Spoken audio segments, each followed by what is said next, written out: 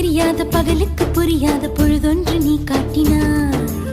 இதயத்தில் நீ இருப்பதனால் நான் தூங்கும் நேரத்தில் என்னுள்ளே தூங்காமல் நெஞ்சுக்குள் வாயாடினாய். கண்ணாடி நீ கடிகாரம் நான் உன்னுள்ளே ஓடோடி வாழ்வே. காதல் எனும் கடுதாசி நீ என்றென்றும்